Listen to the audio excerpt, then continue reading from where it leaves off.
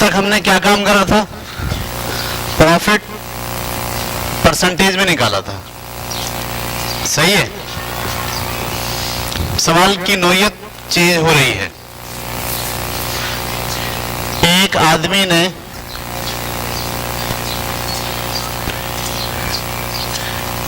एक कार 2.5 लाख रुपए की खरीदी।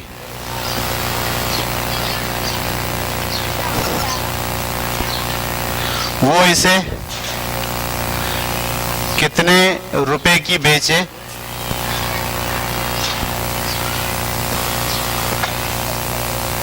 कि उसे 20% नफा हो। यह सवाल है। अब एक आदमी ने कार कितने की खरीदी है? 2.5 लाख की, और वो अब उसे बेचेगा कितने की बेचे कि 20%, हर 100 के नोट पे 20 रुपए उसको नफा हो। सही है। उसमें कॉस्ट प्राइस क्या है? 2.5 लाख। सेलिंग प्राइस क्या है? मालूम करनी है। प्रॉफिट इन परसेंट हमें पता है, वो कितना है? 20%। प्रॉफिट इन रुपीज हमें नहीं पता। प्रॉफिट इन रुपीज हमें नहीं पता, यानी कितने रुपए नफा उसे कमाना है ताकि उसको 20% जो है नफा हो जाए। कितने की बेचे ये मालूम करना है। सवाल समझ में आ गया? वो चाह रहा है उसको नफा कितना हो? 20%। तो बेचे कितने की? तो आप सबसे पहले उसका प्रॉफिट इन रुपीज निकालेंगे। क्या निकालेंगे? कैसे निकालते हैं? कॉस्ट प्राइस को मल्टीप्लाई कर देते हैं प्रॉफिट इन परसेंट से। कॉस्ट प्राइस कितनी है? 2,50,000। उसको मल्टीप्लाई किससे करेंगे? 20% से। ये काम करना आता है आपको? 2.5 लाख को 20% की जगह क्या लिखें? 1/100। 2 0 से 2 0 कट गए। ये 25 और ये है 2। क्या हुआ? 25 दूनी 50। 0 कितने बढ़ाऊं? 3। एक ये रहा, एक ये रहा, एक ये रहा। 1 2 3। 50,000 रुपए प्रॉफिट कमाना है उसे। तो बेचेगा कितने की? समझ में आई बात? खरीदी कितने की? 2.5 लाख की। प्रॉफिट कितना कमाना है? 50,000 रुपए। तो बेचेगा कितने की? तो हम यहां लिखेंगे सेलिंग प्राइस क्या होगी? अब selling price is equal to 2.5 lakh वो और प्रॉफिट के 50,000। दोनों को मिला दो तो क्या बन जाएंगे? 3 लाख। उतारिए, कीजिए खुद।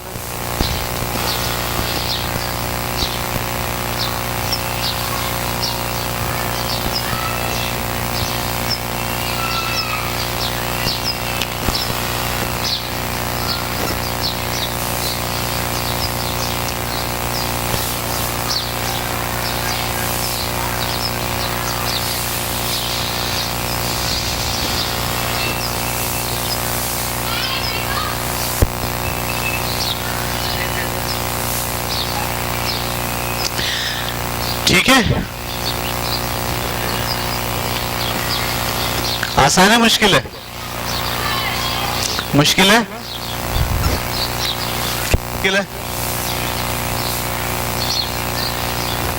प्रॉफिट किस में दिया हुआ था? परसेंटेज में। हमें पहले किस में निकालना पड़ा? जब ये पता चल गया इसको प्रॉफिट 50,000 रुपए होना है तो हमें ये पता चल गया कितने की इसे बेचनी चाहिए। मिटा दो।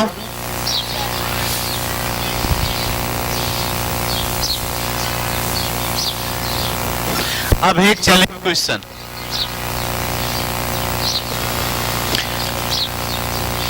पहले ये सवाल पूरा कर ले तो बिल्कुल रिलैक्स होकर बैठे, क्योंकि जो सवाल है वो बहुत पेचीदा है, चैलेंज है वो आपके लिए, सबके लिए। थोड़ी लंबी लंबी सांस ले लें।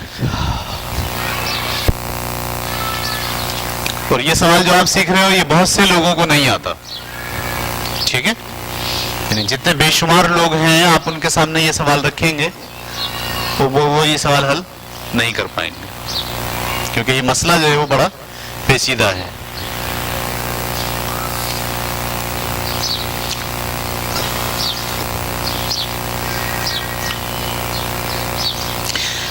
छोटे फिगर्स लेकर मैं एक सवाल कराता हूं आपको, ठीक है? एक किताब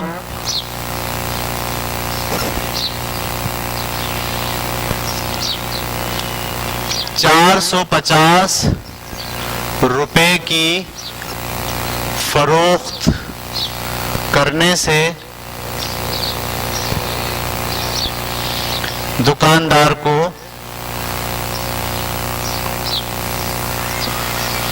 %20 नुकसान हो गया।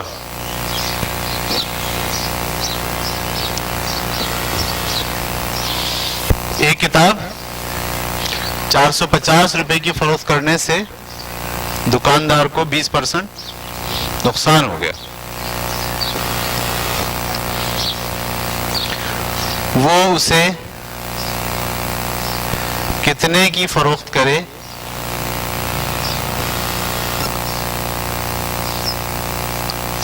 कि उसे 20% नफा हो?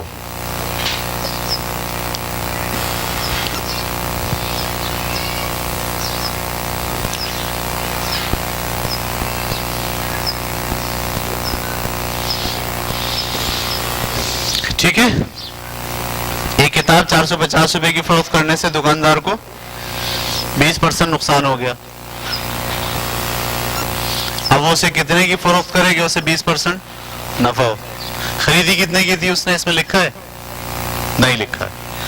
इस सवाल का सबसे बड़ा मसला ये है, आप दिमाग में कैलकुलेशन करके तो निकाल लोगे, लेकिन अगर बड़ी फिगर होगी तो दिमाग में कैलकुलेशन नहीं होगी।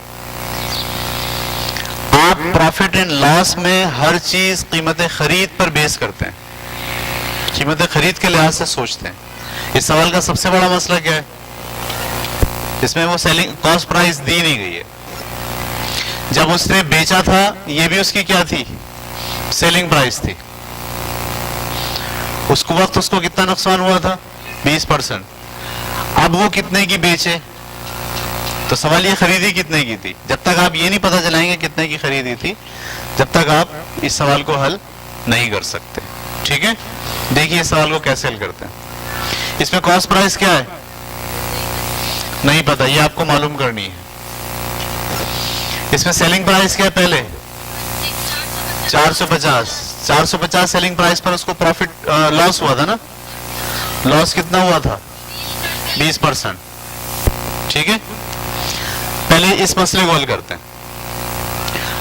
हम यहां ये सपोज करते हैं कि कॉस्ट प्राइस और लॉस, इसकी एक सेटिंग बनाते हैं। अगर 100 रुपए की किताब खरीदी होती,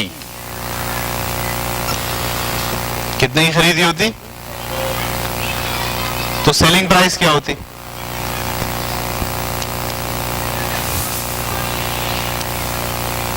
यस लॉजिक, 80 रुपए होती। वो क्या कह रहा है, एक किताब 450 रुपए की फरोख्त करने से दुकानदार को 20% नुकसान हुआ। 20% नुकसान का मतलब 100 रुपए पे 20 रुपए नुकसान होता है उसे। अगर हम ये माने कि वो 100 रुपए की खरीद के लाया था किताब, तो बेचा कितने की होगी उसने अब नुकसान पर। ये समझ में आ गई बात। अगर 100 की किताब होती है तो 80 रुपए की फरोख्त होती है। अगर 450 रुपए की फरोख्त होगी तो सेलिंग प्राइस क्या होगी, कॉस्ट प्राइस क्या होगी। देखा हमने कैसा लॉजिक बनाया मैंने। बात समझ में आया? कुछ कुछ क्या करा है? वो आदमी किताब 400 रुपए 450 रुपए की फरोख्त कर रहा है, खरीद के कितने की लाया नहीं पता, खरीद के कितने की लाया हमें पता, उसको 20% नुकसान हुआ है। कितना नुकसान हुआ है? अब हम खुद अज्यूम कर रहे हैं अगर 100 रुपए की खरीद के लाता तो बेचता कितने की? पक्की बात है, कैसे पता चला 80 की बेचता? आपकी सेलिंग प्राइस 80 होती तो कॉस्ट प्राइस क्या होती? अगर सेलिंग प्राइस 450 होगी तो कॉस्ट प्राइस क्या होगी, ये आपको पता चलाना। ये वही रेशो वाला सवाल बन गया जो हमने पिछली दफा किया था, नीचे से मुझे आपको बताने की जरूरत नहीं, बढ़ रहा है तो ये भी बढ़ेगा। तो इसको कैसे लिखते हैं? 450 इंटू 80 बराबर है किसके? x into 100। कोने वाले एक साथ, बीच वाले एक साथ। कोने वाले कौन से?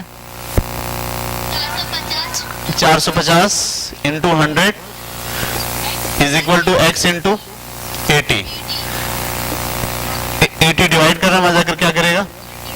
450 इंटू 100 डिवाइडेड बाय 80। 0 से 0 कट गया। 2 4 जा 8, 2 5 जा 10, फिर 2 से काटो, 2 2 जा 4, 2 2 जा 4, 2 2 जा 4, 2 5 जा 10। अब कोई किसी से नहीं कट रहा। 225 को किससे मल्टीप्लाई करना है? 5 से। 5 पंजे 25 के 5 हासिल लगे 2, 5 दूनी 10 और 2 12 के 2 हासिल लगे 1, तो 5 दूनी 10 और 11 डिवाइडेड बाय 2। अब 2 से तकसीम करना है।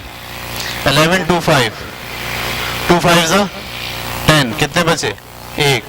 2 6 जा 12, कितने बचे? कुछ भी नहीं, 5। 2 2 जा 4, कितने बचे? 1, पॉइंट लगा के 0। 2 5 जा 10। तो उसकी जो कॉस्ट प्राइस होगी वो होगी 562 रुपए 50 पैसे। वाओ!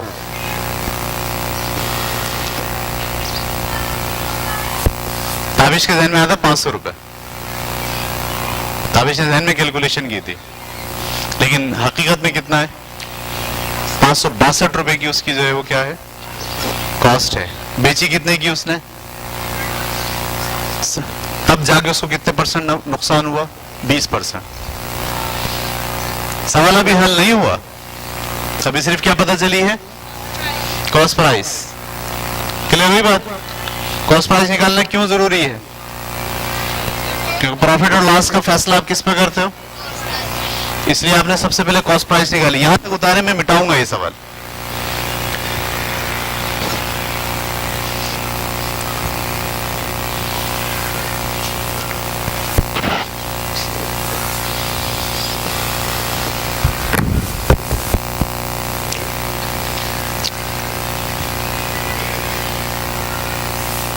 गलती हो गई क्या? हाँ,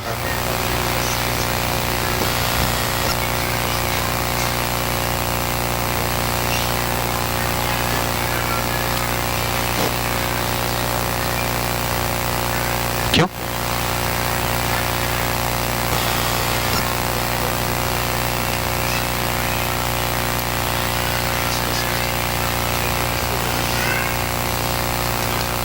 आप पूरी पूरी बात दोबारा बोलें। हाँ,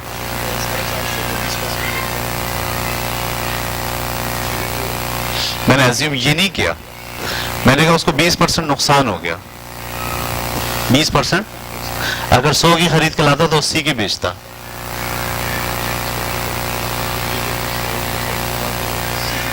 ये मैंने 20% से सोचा।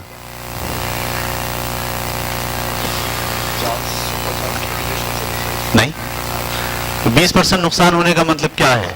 100 पे 20 का नुकसान। अगर 100 की खरीद के लाता तो 80 की नुकसान हुआ है ना। तो मैंने लिखा कॉस्ट प्राइस अगर 100 हो तो सेलिंग प्राइस 80 होते हैं। अगर सेलिंग प्राइस 450 हो तो कॉस्ट प्राइस क्या होते हैं? वो ये होते हैं 562 रुपए 50 पैसे। जहन तस्लीम नहीं करता, लेकिन एक्चुअली मैथ आपको सही बताएगा। सही है? ये बात समझ में आ गई यहां तक? क्या निकाला हमने अभी? यानी इस आदमी ने ये किताब जो 450 रुपए की बेची है, ये नुकसान में बेची है, कितने परसेंट नुकसान हुआ है? 20%। सही है? कितने रुपए का नुकसान हुआ है? अगर 562 की खरीद के लाया और 450 की बेची है तो लगभग जो है वो 112 रुपए का, 112.5 रुपए का उसको क्या हुआ? नुकसान हुआ। अगर आप 562 से 112.5 रुपए की परसेंटेज निकालेंगे तो वो 20% निकलेगी। चेक करो। आप इस सर ने जो ना मुझे इंटीमेट कर दिया, इसलिए कहाँ है भैया अपना डस्टर वस्टर? देखो कहाँ छोड़ा मैंने। खरीद कितने ही है बताएं? अब इस सिचुएशन में खरीदा कितने का है? 562.50। और इस पे कितना इसको नुकसान हुआ है? 20% तो हुआ है। रुपए में कितना आता है? अगर मैं यहां लिखूं 562 रुपए 50 पैसे और 450, तो ये 5 जीरो और ये बात 2 में से 0 गया 2, 6 में से 5 गया 1 और 112 रुपए 50 पैसे। इसकी परसेंटेज निकाल लो, क्या निकलनी चाहिए? 20%। पॉइंट से पॉइंट, 0 से 0 गया। अच्छा अब कैसे काटूंगा? 5 से काटूं? 5 दूनी 10, 1 बचा 12, 5 दूनी 10, 2 बचे 25, 5 पंजे 25, फिर 5 एकम 5, 5 एकम 5, 1 बचा 12, 5 दूनी 10, 2 बचे 25, 5 पंजे 25। अब कैसे काटूं? 5 से? 5 चौक 20, 5 पंजे 25, 5 दूनी 10, 5 दूनी 10, 5 पंजे 25, 5 नीम 45, 5 दूनी 10, 5 चौक 20, 5 पंजे 25, 9 एकम 9, 9 पंजे 45, 5 एकम 5, 5 दूनी 10, 0, 20%। वाह, सही है। चले, तो मसले का एक रुख हल हो गया कि उसने खरीदी कितने की किताब थी? वो 562 रुपए 50 पैसे की। अब उसको बेचना है, तो वो कह रहे हैं कितने की बेचे कि उसे 20% क्या हो? नफा हो। तो अब ये सवाल वैसे बन गया, कॉस्ट प्राइस क्या है? 562 रुपए 50 पैसे। प्रॉफिट उसको कितना कमाना है? प्रॉफिट इन परसेंट, 20% प्रॉफिट कमाना है। तो सेलिंग प्राइस मालूम करनी है। कैसे मालूम करते हैं? प्रॉफिट इन रुपीज, कितने रुपए कमाएगा? कैसे निकालेंगे? कॉस्ट प्राइस को मल्टीप्लाई करना है किससे? परसेंटेज से।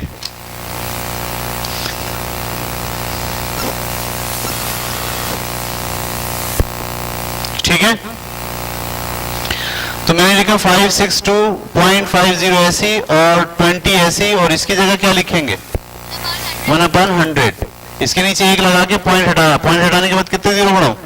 2 जीरो बढ़ाऊं।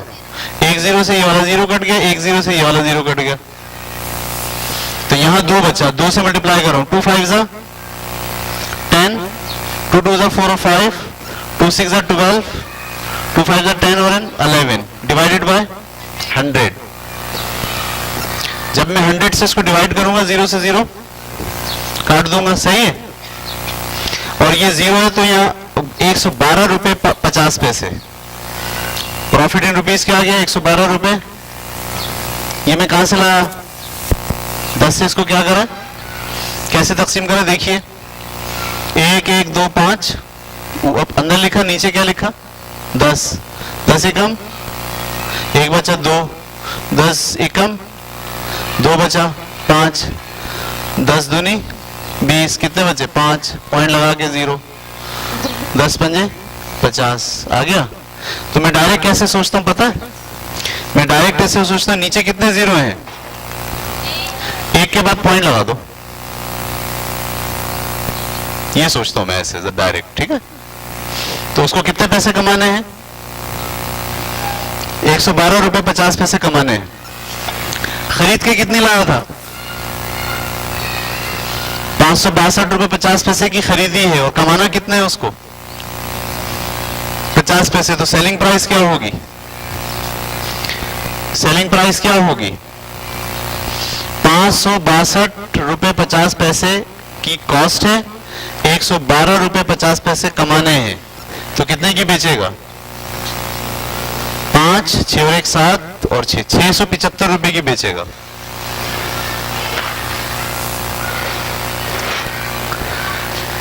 फिफ्टी % से ज्यादा ये सवाल सर पे से गुजरा है, बोलो यस।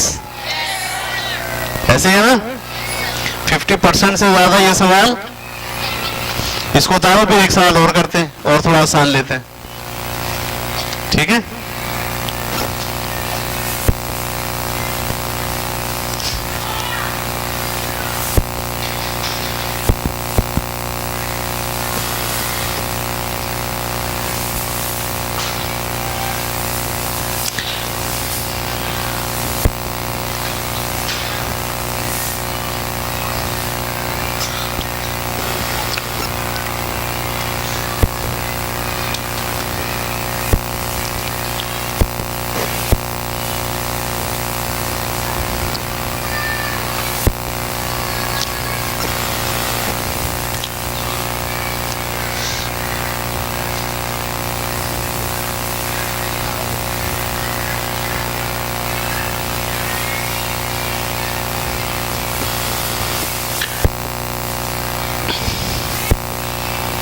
ठीक है, मिटा दो।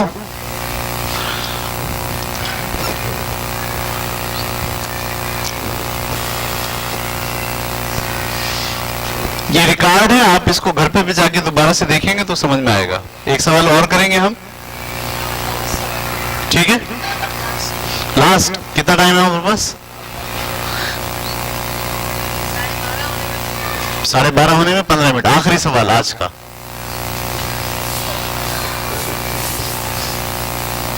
आसान सा कराते हैं ताकि आपके दिमाग में इसकी बुनियाद बैठ जाए।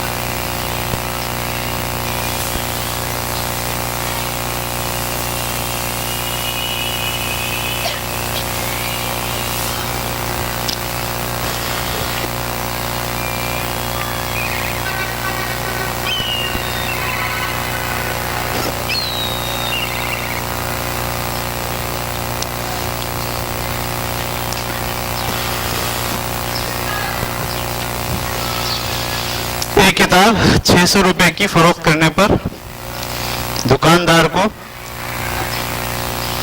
25% नफा होता है, 25% नफा होता है। वो उसे कितने की फरोख्त करेगी? उसे 15% नफा हो।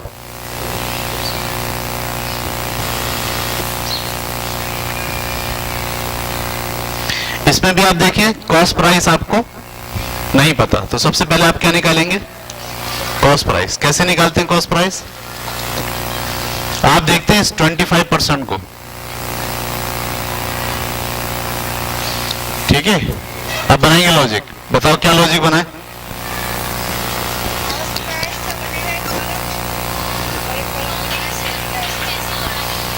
हाँ, अगर वो 100 रुपए की किताब खरीदता तो बेचता कितने की?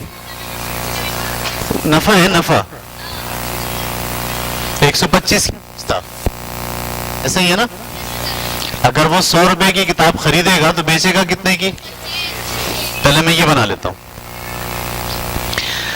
अगर कॉस्ट प्राइस 100 रुपए हो तो सेलिंग प्राइस 125 होगी। ये कहां से 125? जी, यहां से आया। जब हमने 25% पे सोचा ना, 25% का मतलब 100 पे उसको कितना नफा होता है? 25 रुपए। तो अगर वो 100 रुपए की खरीद के ला रहा है तो बेचेगा कितने की? अभी उसने कितने की बेची? 600 की अगर बेची है तो खरीद के कितने की लाए ये पता चला पहले। ये x ये भी नीचे से, ये भी नीचे से। पहले लिख रहा हूं 600 इंटू 125 बराबर है किसके, x इंटू 100। कोने वाले एक साथ, बीच वाले कोने वाले कौन कौन से, 600 into 100 is equal to 125 into X. 25 कहां चला जाएगा, नीचे, बटा 125। क्लियर। 25 के टेबल से काटो, 25 पंजे 125, 25 चौक 100, और 5 के टेबल से इसको काटो, 5 एकम 5, 5 एकम 5, 5 दूनी 10 0, 120 चौक 4 0 0, 4 दूनी 8, 4 एकम 4। कितने की खरीद के लाया था, 480 की। सारे अकली जो वो हैं वो गड़बड़ हुआ है। सही है, समझ में आया कैसे पता चला। ये बता, क्या आइडिया हुआ आपको। कौन बच्चा है जिसको ये आइडिया नहीं हो रहा, कोई बच्चा ऐसा है जिसको ये आइडिया, सर ये पता नहीं आप क्या कर रहे हैं, आपको नहीं हो रहा। देखो इस सवाल के अंदर एक किताब 600 रुपए की उसने बेची है, तो उसको कितना नफा हुआ है, खरीदी कितने की थी उसने, ये नहीं पता था हमें। ये सवाल बड़े ट्रिकी हैं, ये बड़े चैलेंजिंग क्वेश्चन है, इतने आसान नहीं है। क्यों, क्योंकि इसमें कीमतें खरीद, हर एक से नहीं होगा ये सवाल, हम सीख रहे कोशिश करके। तो इसमें क्या आपको कॉस्ट प्राइस दी गई थी, तो आपने सोचा नहीं पहले मैं कॉस्ट प्राइस निकालूंगा। कॉस्ट प्राइस निकालने के लिए आपने इस पर गौर किया, ये क्या कह रहा है, 25% नफा। अब मैं सोच रहा हूं अगर वो 100 रुपए की खरीदता तो कितने की बेचता, ये समझ में आई। मैंने बनाया कॉस्ट प्राइस, अगर 100 रुपए की खरीदता तो बेचता कितने की, तो कितने की बेची है तो खरीदने की होगी, ऐसे निकालना है, समझ में आई।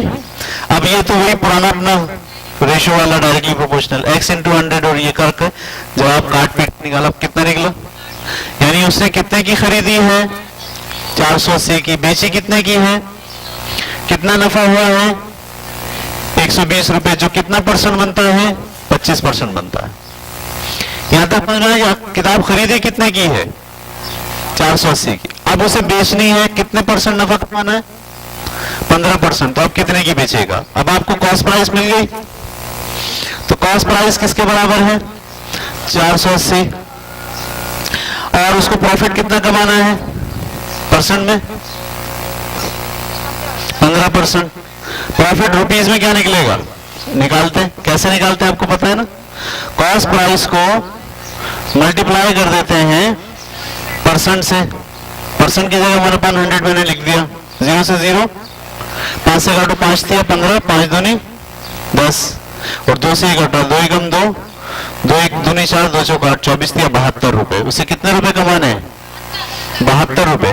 तो 480 की खरीद के लाया और 72 रुपए उसे कमाने, तो बेचेगा कितने की, सेलिंग प्राइस 480 में जमा कर लो ये वाला प्रॉफिट, 200, 2 7 और 8 15, 552। बेचेगा कितने की, 552 की। अगर उसे 15% नफा कमाना है तो उस 552 रुपए की बेचना चाहिए। उतारिए,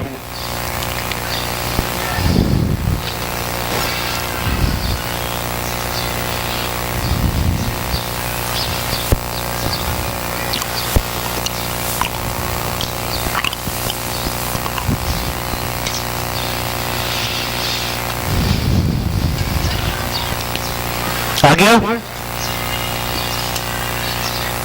आप समझ में आ गया या नहीं।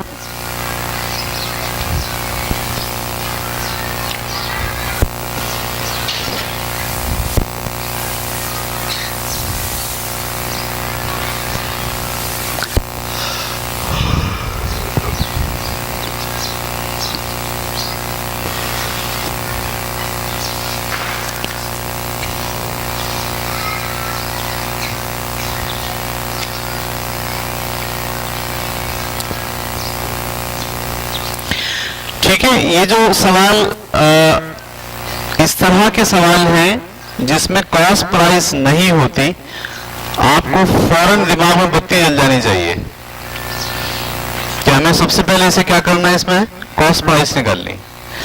क्योंकि आप जब कॉस्ट प्राइस नहीं होगा तो आप इस कोई काम नहीं कर सकते, इसलिए कि सारा जो कारोबार होता है प्रॉफिट एंड लॉस का, वो बेस करता है किसके ऊपर, कॉस्ट प्राइस के ऊपर। सही है?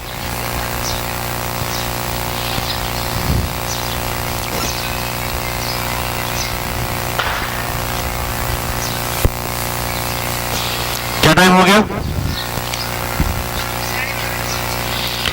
चलिए भाई, आज की क्लास हमारी यहाँ हम एंड करते हैं, ठीक है। और अगला सेशन जो है वो मौजूद अभी मेरे जहन में नहीं है, इंशाल्लाह अगले हफ्ते हम जब पढ़ाएंगे तो आपको बताएंगे। Okay girls.